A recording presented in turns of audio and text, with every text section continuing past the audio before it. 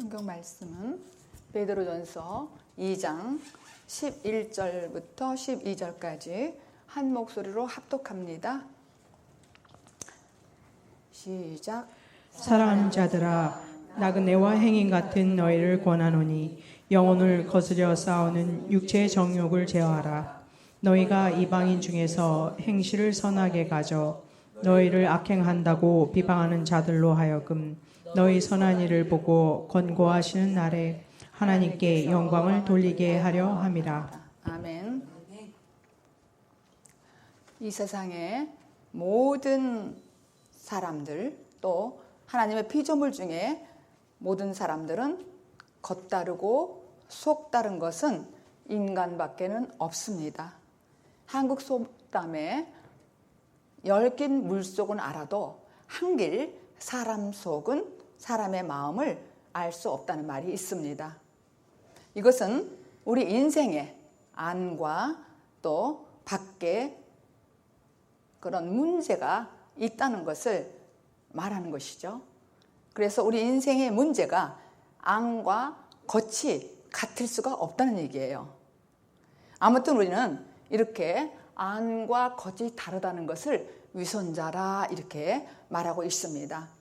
또 표리부동하다 그렇게 말을 하죠. 성경이 말하는 구원이라는 것은 곧 겉과 속이 다른 것을, 이런 인생을 겉과 속이 하나로 그런 만드는 것을 말합니다. 그래서 사랑만큼 우리를 겉다르고 속다르게 하는 요인도 없을 것입니다. 우리는 너도 나도 사랑을 부르짖습니다.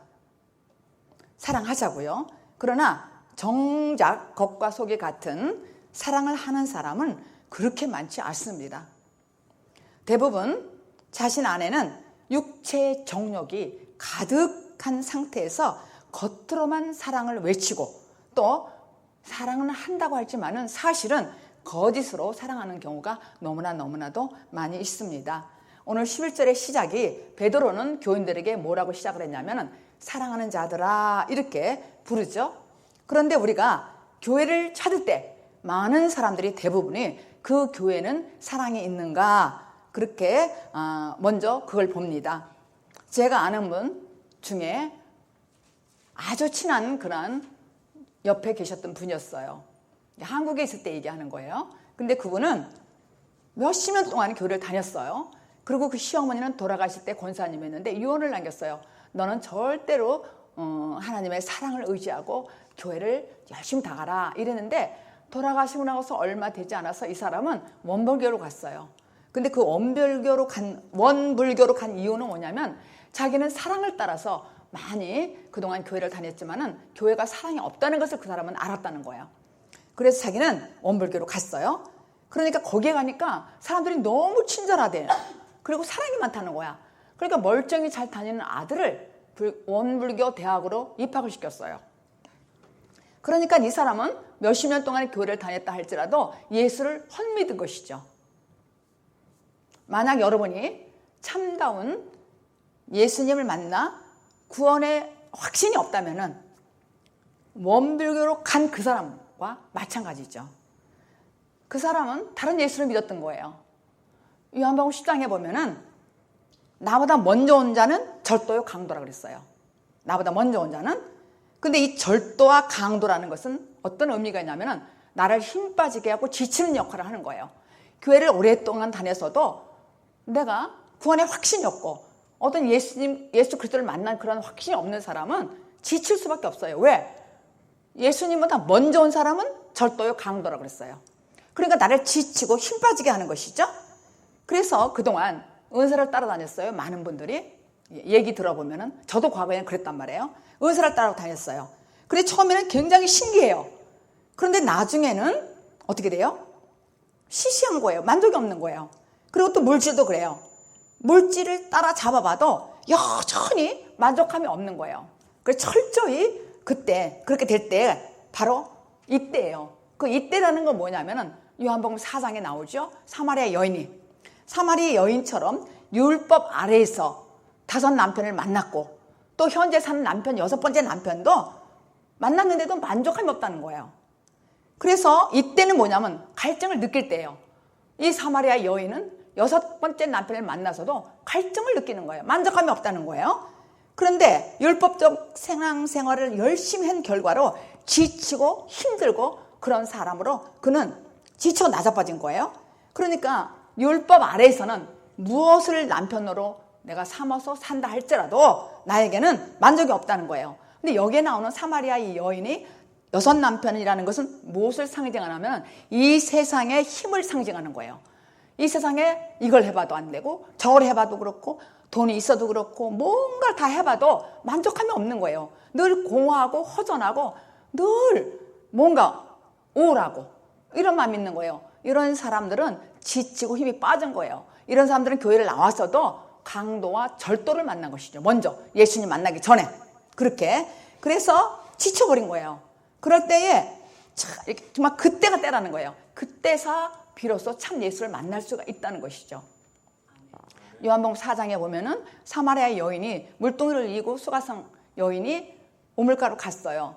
갔을 때 누가 기다렸어요? 예수님이 기다린 거예요. 그러니까 6번째 남편을 만나도 만족함이 없다는 거예요. 그러니까 우리가 이 세상에 살면서 이것도 해보고 저것도 해보고 그래도 내가 만족함이 없을 때 그때에 참 예수를 만날 때라는 것이죠. 그래서 사실 절도요 강도는 나를 지치게 했으니 사실 나에게 유익한 것이죠. 내가 지치니까, 지치고 힘들게 하니까. 그래서 이 참 구원은 도대체 무엇이냐?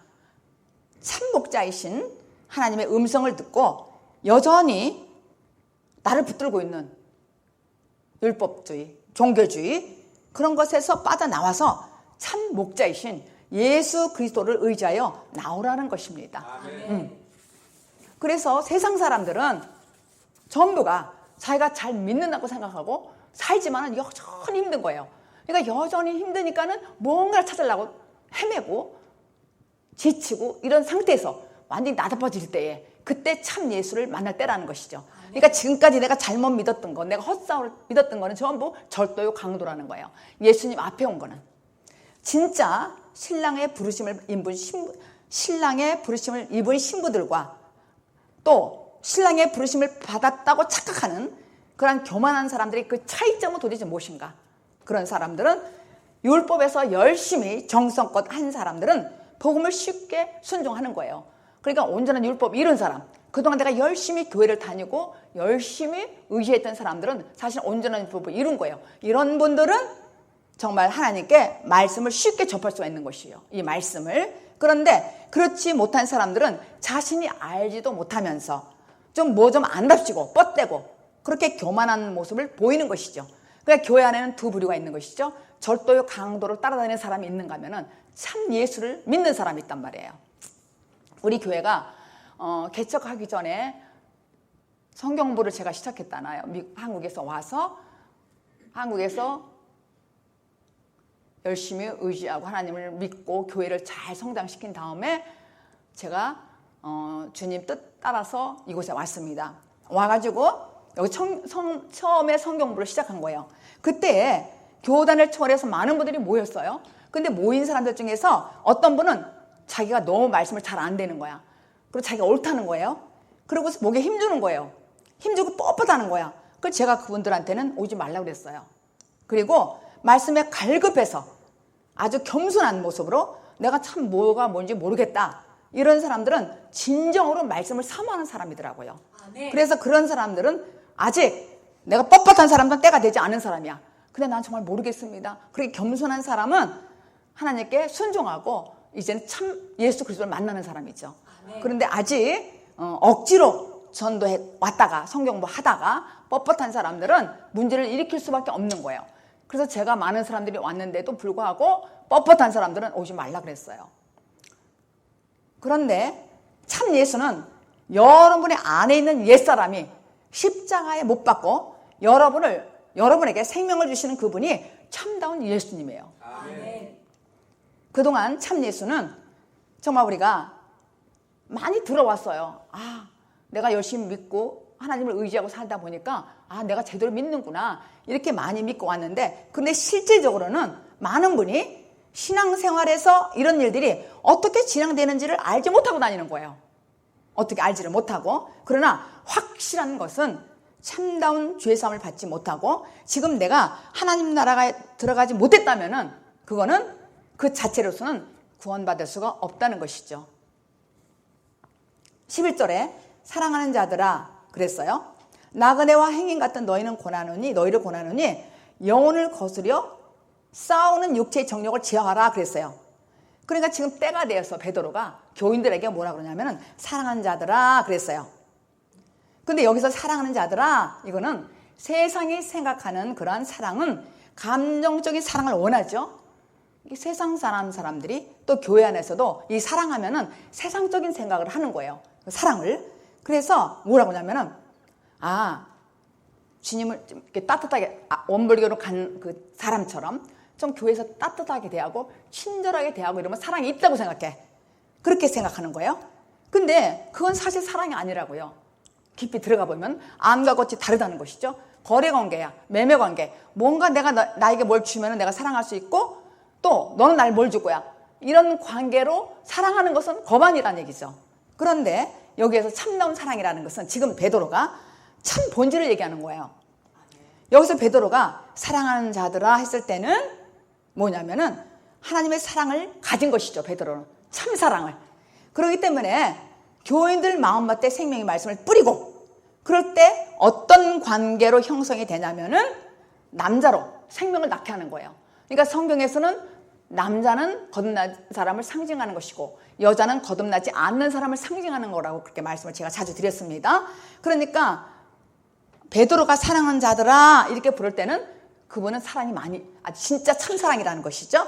그래서 어떤 관계가 형성되냐면은 생명을 낳게 하고 그 씨앗을 받는 사람, 여자, 아직 거듭나지 않는 사람은 이 생명을 말씀을 받으면은 어떻게 되는 거예요? 그 씨가 싹이 터서 때가 돼서 열매를 맺는 거예요. 해산하는 그런 때까지 열매를 맺게 열매를 튀어내는 것이죠. 그러니까 이 말씀을 듣고 베드로 교인들에게 베드로가 사랑하는 자들아 그러면은 이젠 내가 너희들을 진정으로 사랑하는 거. 이 사랑이란 생명이거든요. 그러니까 내가 생명을 씨를 뿌릴 때 너희들은 이 말씀을 듣고 점점 자라면은 너희들은 아들이 날 것이다. 그게 바로 나라 그랬잖아요. 자기 자신이 낳는 거. 그래서 딱싹 튀어서 열매를 맺게 하는 일이 하는 것이죠. 베드로가 지금 이 말씀에. 그래서 성경의 남자는 거듭난 사람, 여자는 거듭나지 않는 사람. 그래서 영적 교인들을 형성되는 것이기 때문에 시작이 사랑하는 자들아 이렇게 시작한 거예요. 오늘 말씀이. 그래서 오랫동안 예수 믿었다가 원불교로 간 사람은 그가 말하는 사랑과 지금 여기서 베드로가 말하는 이 사랑은 근본적으로 단어가 다르다는 거예요. 근본적으로 베드로가 말하는 생명은 생명이 있는 거, 사랑은 생명이 있는 것이고 또 제 친구가 말하는 그 친구예요. 그 친구가 말하는 사람은 세상을 사랑을 얘기하는 거예요. 교회 안에서 따뜻하게 사랑해주고 안아주고 감싸주고 이런 걸 사랑으로 생각하는 거예요. 그러니까 그게 어느 때 만족감이 없으면 그가 이건 아닌가 보다. 그리고 원불교로 간 거예요. 그리고 여기서 말하는 사랑하는 자들아 이거는 생명을 말하는 거예요. 베드로가. 그래서 이 정말 베드로가 말하는 이 사랑은 어떤 계산이나 의도된 것이 없는 거예요. 오직 그 사랑은 인위적으로 만드는 그 무엇이 아니라고요. 정말 그리스도 영이 내 안에 온 사람. 그 사람이 바로 사랑으로 사는 사람이에요. 베드로가 바로 그 사랑을 얘기하는 거예요. 그 세상 사람들이 모두가 먹고 마시고 살다가 죽는 거잖아요. 그런데 그거는 구원과 전혀 상관이 없는 거예요. 우리가 마태복음 보면은 마태복음 읽어볼까요? 마태복음 24장 38절 39절. 마태복음 24장 38절 39절 시작. 홍수 전에 노아가 방주에 들어가던 날까지 사람들이 먹고 마시고 장가들고 시집가고 있으면서 홍수가 나서 저희를 다 멸하기까지 깨닫지 못하였으니 인자의 임함도 이와 같으리라. 그러니까 노아 홍수 전에는 노아 때 모두가 먹고 마시고 시집가고 장가갔다는 거예요. 그런 일상을 살았다는 거예요. 근데 그게 나쁜 것이 아닙니다. 노아의 일상은 하나님의 말씀을 따라서 먹고 마시고 그때도 시집가고 장가가고 하면서 일상을 살면서 배를 열심히 만들었다는 거예요. 방주를. 그러니까 그 방주만들을 하기 위해서 시집가고 먹고 마시고 장가갔다는 얘기죠. 그런데 그 일 자체가 목적이 되어서는 안 된다는 거예요. 그 일 자체가 목적으로 사는 사람은 전부 홍수에 빠져 죽었다는 것이죠. 깨닫지 못하고. 근데 인자의 39절에 보니까 인자의 인함도 이와 같다 그렇게 말했어요. 그러나 하나님의 일을 성취하기 위해서 그 일상생활을 하는 그런 일을 하는 사람들은 안전하게 방주 안에 들어갔다는 것입니다. 그래서 이 방주는 도대체 어떻게 만들 것인가? 여러분들도 방주를 만들어야 되잖아요. 배를 만들어야 돼. 근데 도대체 이 방주를 어떻게 만들 것인가? 방주는 돛도 없고 닷도 없어요. 그리고 방향키도 없어요. 그리고 자기가 가고 싶은 대로 갈 수가 없는 거예요. 가고 싶은 대로 갈 수도 없고 설 수도 없어요. 이게 바로 십자가예요. 여러분에겐 전부가 십자가가 있단 말이에요. 근데 이 십자가를 내가 지고 죽어야 된다는 것이죠. 그러니까 내가 어떻게 함부로 할 수가 없는 거야. 이 방주는 닷도 없어요. 돛도 없어요. 그리고 방향키도 없어. 그냥 가만히 있는 거야. 바로 그게 십자가란 말이에요. 근데 이 십자가를 붙들고 자기를 부인하고 사는 사람들은 세상으로부터 무시당하고 조롱당하고 그렇게 업신여김을 당하는 거죠. 그런데 말씀이 때가 돼서 이 말씀이 들릴 때가 된 사람은 하나님이 보내셨기 때문에 이 말씀 앞으로 나오게 되는 것이고 그로 말미암아 구원을 받습니다. 그런데 아직 때가 되지 않은 사람은 더 세월을 허비해야 되는 거예요. 그게 에베소서 5장 15절 16절입니다. 시작. 그런즉 너희가 어떻게 행할 것을 자세히 주의하여 지혜 없는 자 같이 말고 오직 지혜 있는 자 같이 하여 세월을 아끼라. 때가 악하니라. 여기 보니까 그런즉 너희가 어떻게 행할 것을 자세히 주의해서 지혜 없는 자 같이 하지 말래요. 세월을 아끼라는 거야. 왜냐면 때가 악하다고. 그러니까 베드로가 지금 사랑하는 자들아 그렇게 시작을 했잖아요.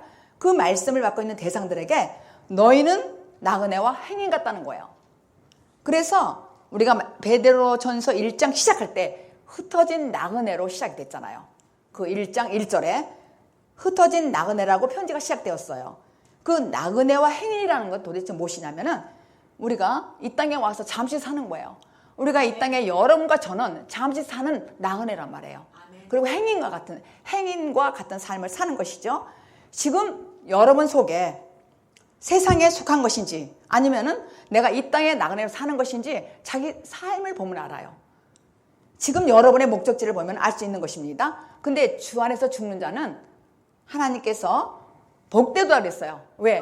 나그네와 행인 같은 삶을 사는 사람은 하나님께서 복되도다 그랬어요. 왜냐하면 이 세상에 욕심이 없고 오직 하나님을 바라보고 사는 것은 나그네와 행인이라는 것이죠.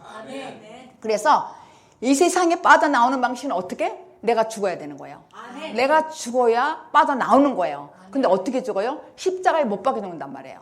그런 사람은 나온다는 것이죠. 죽음이 이 세상에 속한 것에서 빠져나오는 것은 하나님께서 나를 만드는 거예요. 그렇게.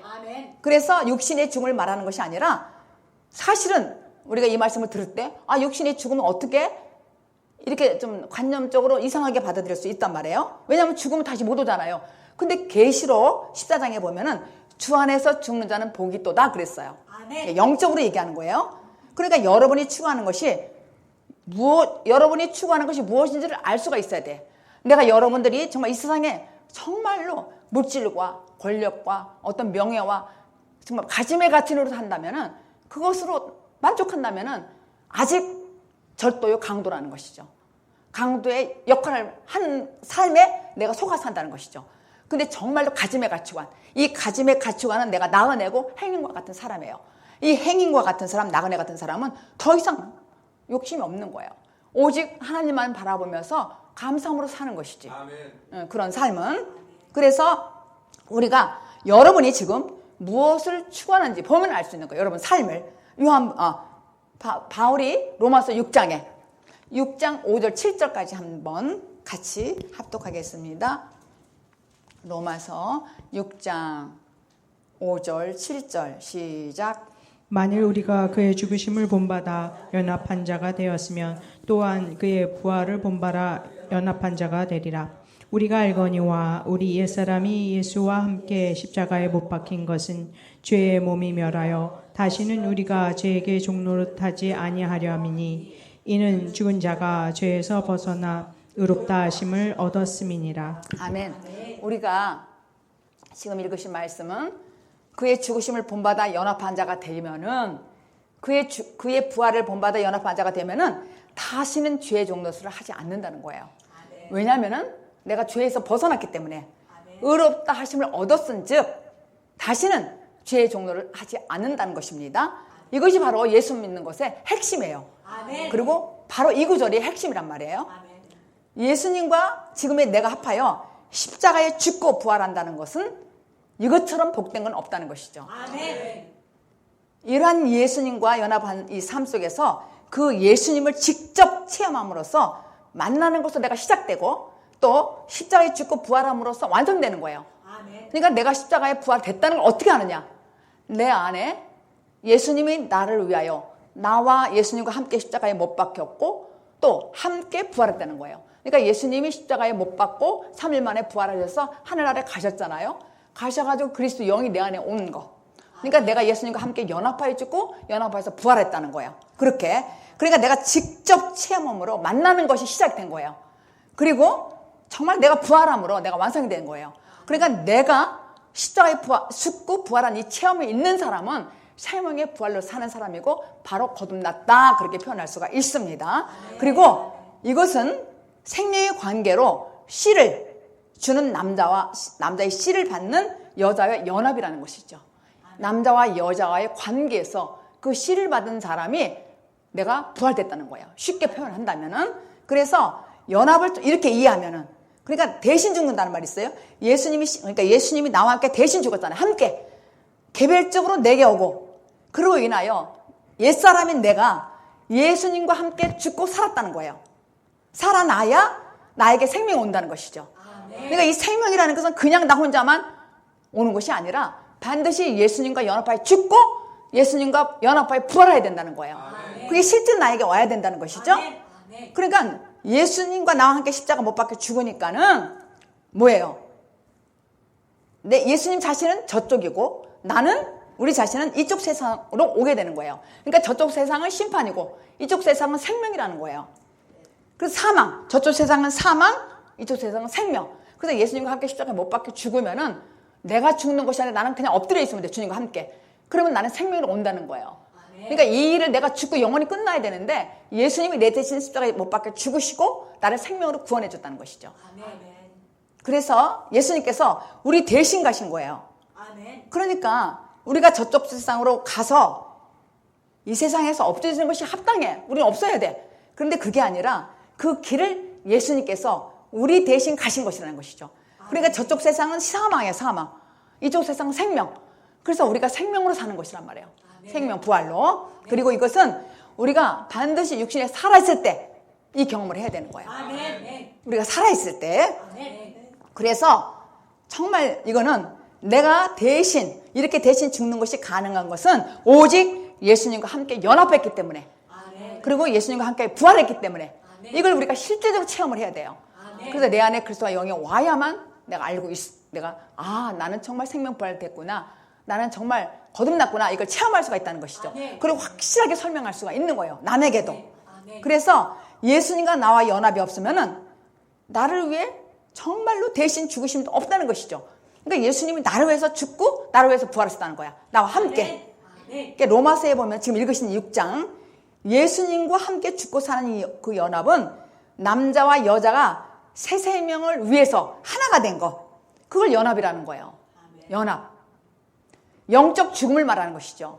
그래 죽는 자는 이 세상에 죄악 세상에서 죽음으로써 죄의 종로에서 빼어나오는 거예요. 나를. 다시는 내가 죄의 동로를 하지 않는다는 거예요. 그러니까 요한일서 3장에 보면은 너희가 하나님 말씀 안에 들으고 너희들이 생명이 있으면 다시는 죄를 짓지 않는다는 말씀이 있어요. 그런데 이 말씀 가지고 사람들이 어떻게 죄를 짓지 않아? 그러잖아요.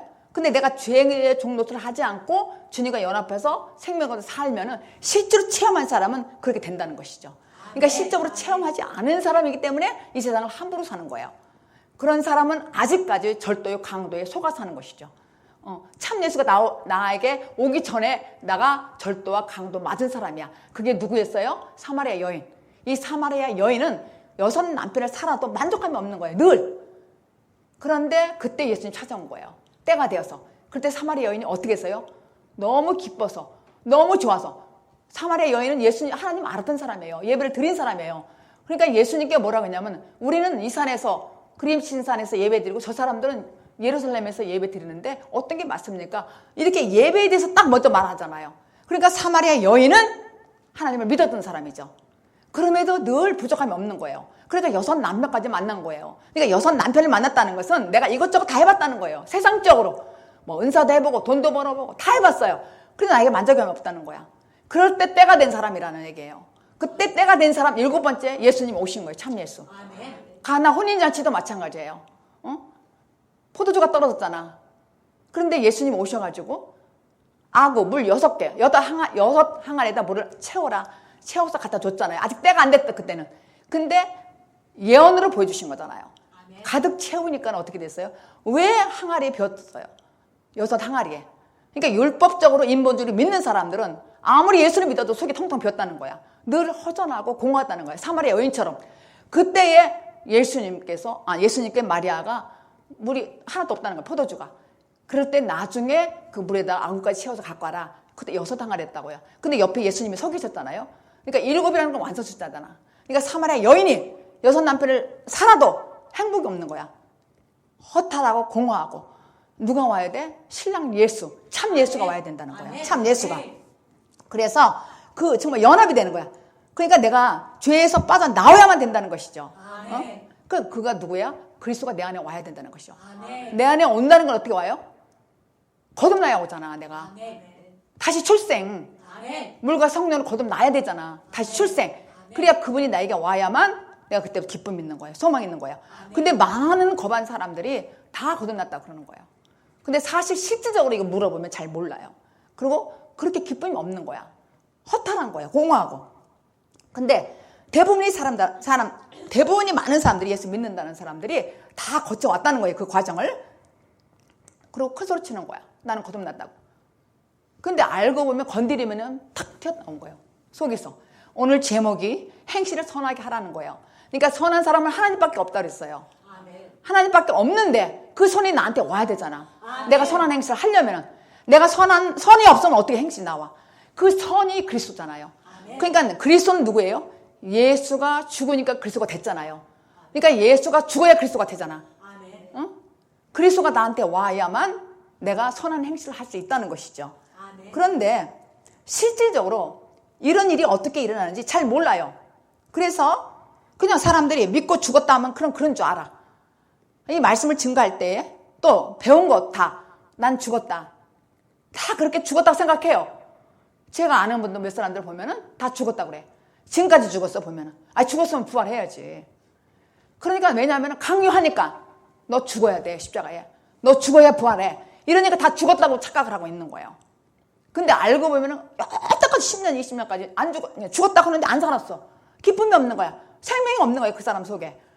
예수님과 함께 십자가에 죽고 내가 연합해서 부활한다는 말은 무엇이냐면은 예수가 죽고 올라가신 그분이 내한테 오셔야 된다고요. 오셔야 내가 생명을 사는 거 내가 기쁨이 있는 거야. 공허하지가 않는 거예요. 근데 내가 그냥 들고만 있어. 생각으로 결과로. 난 죽었다. 떡덩이만 들고 있는 거예요. 기름이 없어. 미르는 5처녀는 기름이 없고 슬기로운 5처녀는 기름이 있잖아요. 떡덩이는 다 들고 있어. 모두가 다. 근데 기름 준비가 안 됐다고요. 기름 준비가 안 되니까 신랑이 와도 못 들어가잖아. 기름 준비가 안 됐으니까. 그렇게 다 믿고 있다는 얘기예요. 실질적으로는 그렇게. 그래서 다 죽었다고 하니까 그렇게 가르쳤잖아요. 우리가 과거에 그렇게 다 배웠잖아요. 다 죽었다니까 죽은 줄 알았어. 근데 그건 잠시더라고요. 기쁨이. 잠시였어요. 그래서 이 구원의 과정은 반드시 구원의 과정을 거쳐야 되는 거야. 그래서 우리가 먼저 알고 있는 다른 예수는 뭐예요? 절도요 강도라고 그랬어요. 그러니까 다른 예수는 지치고 힘들게 하는 거야. 그러니까 베드로가 예수님을 왜 3번씩 부인했어요? 예수님을 믿어도 그이는 의식주, 또 내가 좀 뭔가 예수님 따라다니면 잘 될 거다, 이것만 믿고 따라다녔기 때문에 예수님 힘없이 그냥 말 한마디 못하고 십자가에 못 박아 죽으시니까는 배신에 잡혀가니까는 그 비자가 얘기할 때도 나는 모른다 그랬잖아요. 모르는데 그냥 모른다는 게 아니라 막 부인하고 저주하면서 나는 모른다고 맹세했잖아요. 그게 예수를 전에 참 예수 오기 전에 절도의 강도란 말이에요. 참 예수는 뭐예요? 예수님이 십자가에 죽고 부활해서 올라가셨다가 내 안에 오신 그분. 그러니까 예수님은 내가 너희들을 위해서 처소를 하러 예비하러 간다. 그 처소가 어디예요? 하늘나라가 물론 저 안에 위에야. 근데 내 안이란 말이야. 하늘이. 여기 오셔야 돼요. 처소 내 안에. 내 안에 오셔야만 나는 기쁨 있고 나는 거듭남이고 생명부활로 사는 것입니다. 그래서 11절 하반부에 너희를 고난하니 영혼을 거스려 싸우는 육체의 정욕을 제어하라 그랬어요. 정욕 제어라는 거예요. 그러니까 이 베드로가 말씀을 증거하는 그 대상은 거듭나라고 하는 그 과정에 있어서 과정에 있는 자들이란 말이에요. 근데 베드로가 영혼을 거스려 육체의 정욕 때문에 말씀을 거부하는 일이 없도록 그렇게 하라는 거예요. 그러니까 육신의 정욕을 제어하라는 것은 방향을 잘 잡아라 그러는 거예요. 교회를 너희들이 다니지만은 너희들이 방향을 확실히 잡아라. 왜냐하면은 죽고 사는 것은 하나님 손에 달렸잖아요. 그러니까 내가 살려면은 예수 그리스도가 내 안에 오셔야 되잖아요. 그게 바로 거듭남이고 내가 다시 출생한 거라고요. 성경에서 말하는 이 육체의 정욕은 도대체 무엇인가? 이거는 죄에 대한 갈망에 열망이 있는 거, 겉과 속이 다른 거. 이것은 우리 모든 사람이 그렇게 갖고 있다고 하죠. 유선으로. 그런데 이 정욕은 뭐냐면 육체의 정욕은 모든 죄에 대한 거. 바울이 갈라디아 5장에 그렇게 기록이 돼 있어요. 그 정욕이라는 거, 죄라는 거 그렇게 소개했어요. 우상숭배, 뭐 술수, 또 원수 맺는 거, 분쟁, 시기, 분당 짓는 거, 이렇게 분당 짓는 거, 분쟁하는 거, 또 시기와 질투, 당 짓는 거, 투기, 술 취향 이런 것들, 그리고 방탕한 거, 이런 모든 것들이 육체의 정욕이에요. 그거를 바울이 소개했어요. 갈라디아 5장에. 근데 우리가 야고보서 1장 2절에 보면은 형제들아 너희가 여러 가지 시험을 만나거든 온전히 기쁘게 여기래. 아니 어떻게 온전한 시험이 오는데 내가 온전히 기쁘게 할 수가 있어요? 이거는 뭐냐면 이 시험은 근본적으로 내가 이길 수 있으려면은 이 세상에 정말 이 세상 내가 나와야 되잖아요. 내가 근본적으로 시험을 이기려면은 내가 죄 짓던 그 어둠의 세력 이런 세상에서 내가 빠져나와야 되잖아요. 그게 뭐예요? 예수님과 함께 죽고 함께 연합해서 나와야 되잖아요. 내 힘으로는 할 수 없어. 근데 주님과 함께 하면 된다는 얘기예요. 근데 그렇지 않으면 늘 이 속에 정욕이 나와. 어떤 정욕? 육체의 정욕, 분당 있는 거. 가장 나쁜 게 비방이다. 시기, 질투. 베드로전서 2장 보면은 악독이라는 거 있잖아요. 우리 인간은 악독이 있어요. 그 다음에 시기, 질투가 있어요. 근데 모든 악독이고 모든 시기, 질투라는 말이 괴율가 있고 또 마지막에 모든 비방이라는 게 있어요. 이 비방은 마지막에 나오는 거예요. 그러니까 이 속에 악독이 있는데 이게 표현으로 나오는 거야. 입으로. 누구를 비방하고 시기하고 이런 것들이 막 나오는 거예요. 자기도 모르게.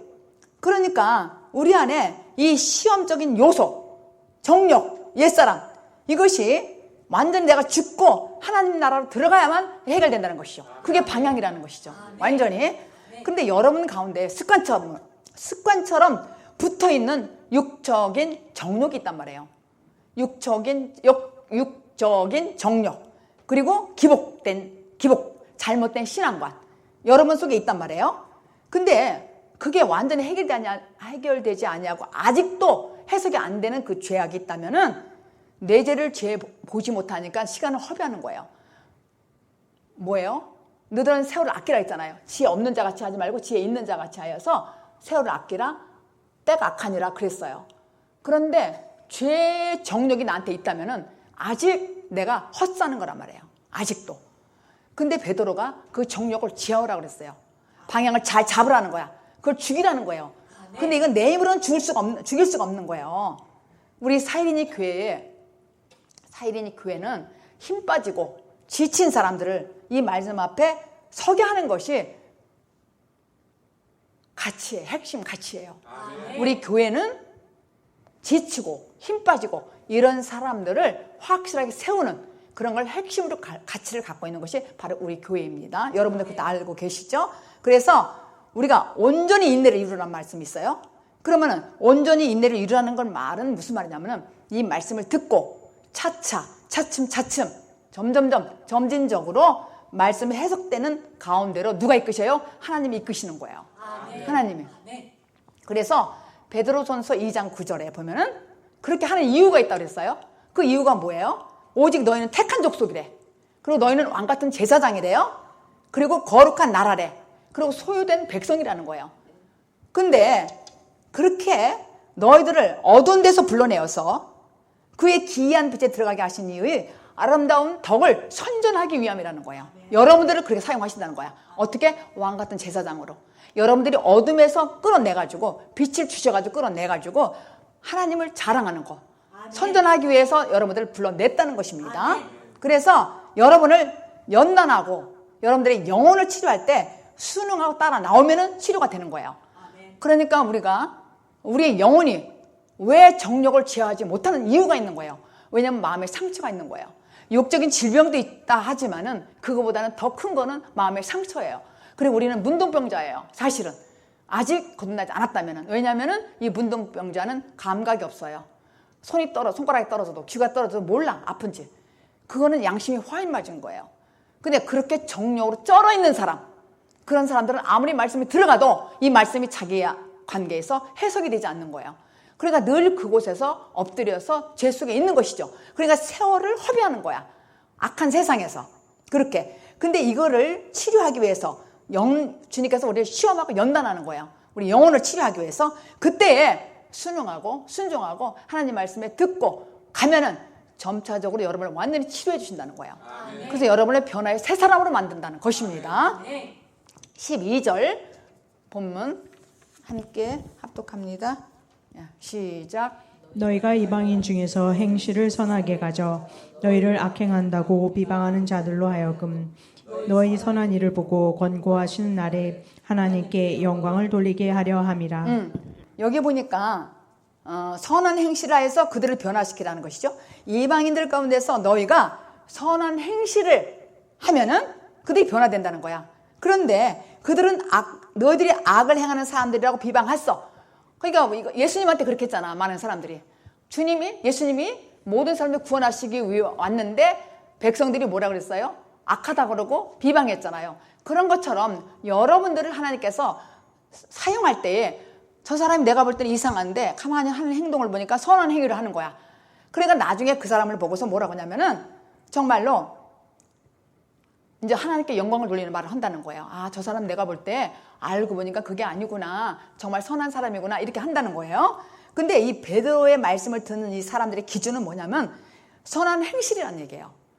많은 세상 사람들이 우리 예수 믿는 사람들을 뭘 보냐면은 그 사람의 행실을 보잖아요. 선한 행동. 그 사람의 행동이 괜찮은가 아닌가에 봐서 판단하는 거예요. 근데 이 선한 행실은 아무나 할 수 있는 것이 아니라 그랬잖아요. 내 안에 그리스도가 온 사람. 내가 하나님의 말씀으로 새로 탄생한 사람, 출생한 사람, 이런 사람, 재창조 된 사람은 선한 행실이 나올 수밖에 없다는 것이죠. 근데 그걸 보고 인정을 한다는 거야. 그걸 보고. 그래서 하나님께 영광 돌리는 것은 하나님 나라는 생명의 나라이기 때문에 어떻게 되는 거예요? 이웃을 내가 목숨 바쳐서 사랑할 수 있고 그런 권세를 내가 받을 수가 있다는 것이죠. 권세를. 그런 나라에서는 그런 권세를 누리는 삶이 그것도 영광이라는 거예요.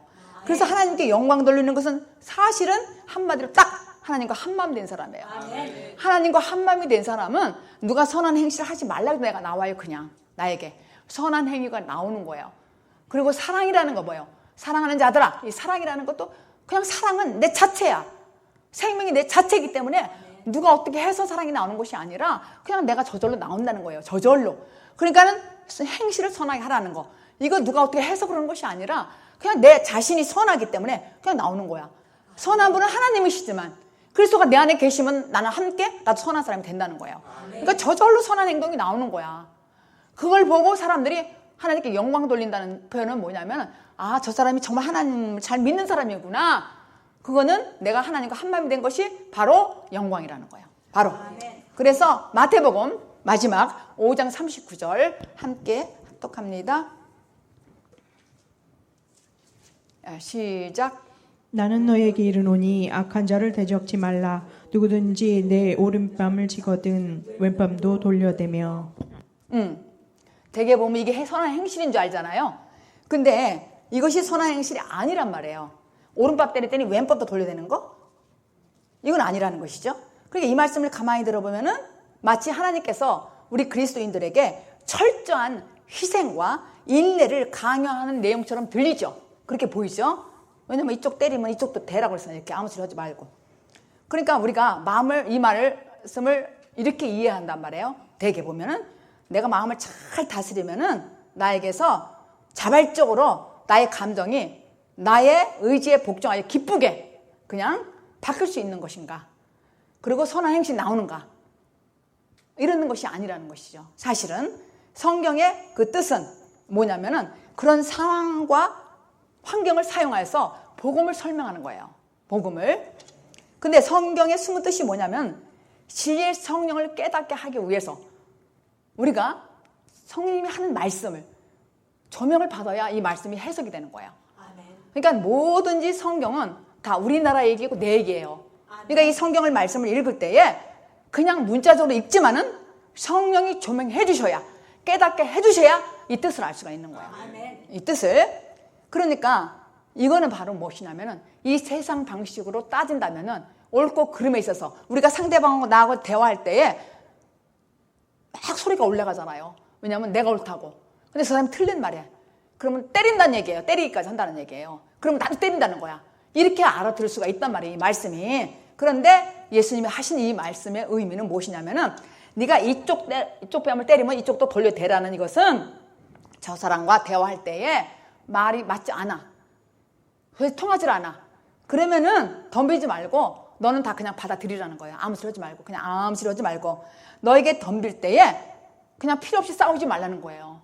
왜냐면은 너는 생명의 사람이기 때문에 생명을 가진 사람이기 때문에 말할 필요가 없어요.